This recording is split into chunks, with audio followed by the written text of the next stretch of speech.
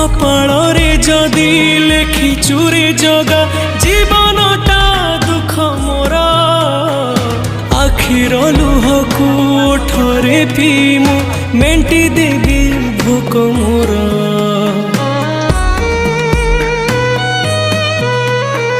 सुख बोली गोटे कण अछि रे आज जाए जानिलिनी दुखर बोझकु एते जे लदिचु हसी टिके पारिलिनी तू हेलु बड़ दिया मु तोर केही नुहा सेथिपाई जाळु मते देई दुखर निया तो पाई गढ़िछु सुना देउळ कालिया।